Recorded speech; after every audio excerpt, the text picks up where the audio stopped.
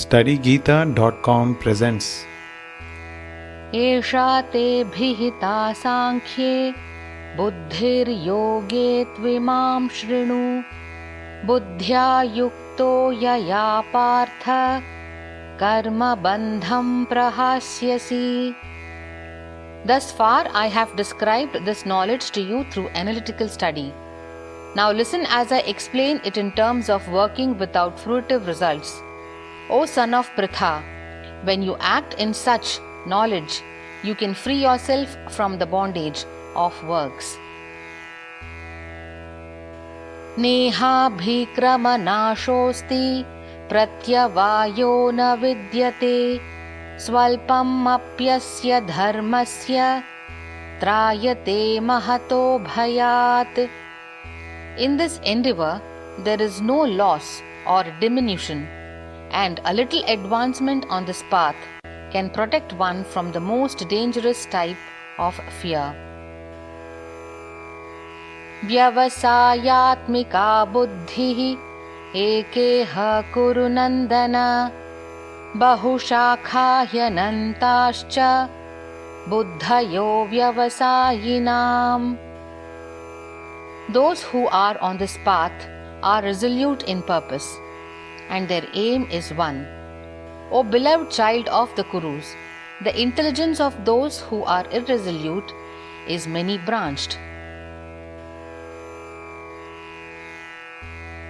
Yamimam pushpitam vacham pravadantya vipashchitaha vedavadaratav partha nanyad astiti vadinaha कामात्मानस्वर्गपरा जन्म कर्म फलप्रदां क्रियाविशेषबहुलां भोगैश्वर्यगतिं प्रति.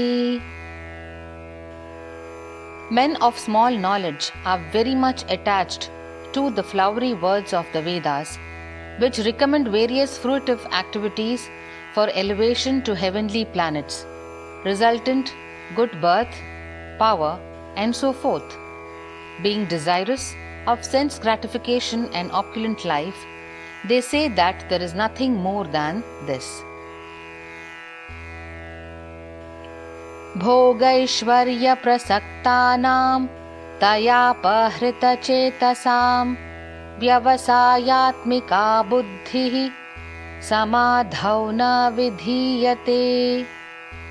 In the minds of those who are too attached to sense enjoyment and material opulence, and who are bewildered by such things, the resolute determination for devotional service to the Supreme Lord does not take place. Traigunya vishaya veda nistraigunya bhavarjuna nirdvandvo nitya sattvastho Niryogakshema Atmavan.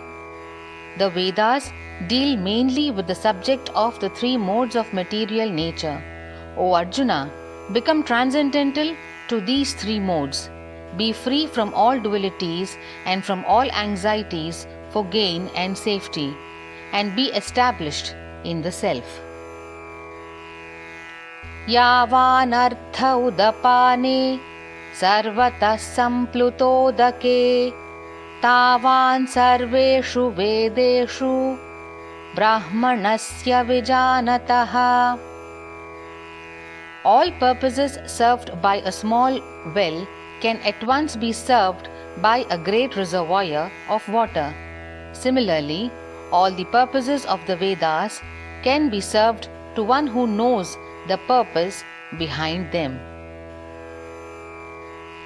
कर्मण्येवाधिकारस्ते मा फलेषु कदाचन मा कर्म फलहेतुर्भूर् मा ते सङ्गोऽस्त्वकर्मणि. You have a right to perform your prescribed duty, but you are not entitled to the fruits of action. Never consider yourself the cause of the results of your activities, and never be attached to not doing your duty. Yogastha kuru karmani sangam tyaktva dhananjaya siddhya siddhyo samo bhutva samatvam yoga uchyate. Perform your duty equipoised, O Arjuna, abandoning all attachment to success or failure. Such equanimity is called yoga. Durena hyavaram karma buddhi yogad dhananjaya buddhau sharanam anvichha kripana phalahetavaha. O Dhananjaya, keep all abominable activities far distant by devotional service, and in that consciousness surrender unto the Lord. Those who want to enjoy the fruits of their work are misers. Buddhi yukto jahatiha ubhe sukrita dushkrite tasmad yogaya yujyasva yogah karmasu kaushalam. A man engaged in devotional service rids himself of both good and bad reactions even in this life.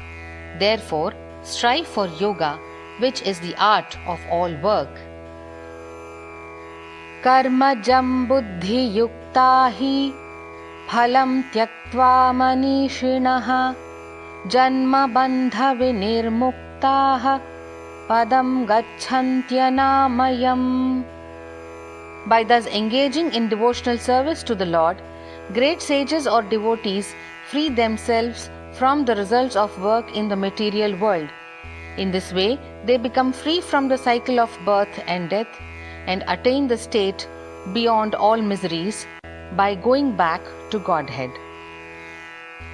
Yada te moha kalilam buddhir vyatitarishyati tada gantasi nirvedam shrotavyasya shrutasya cha.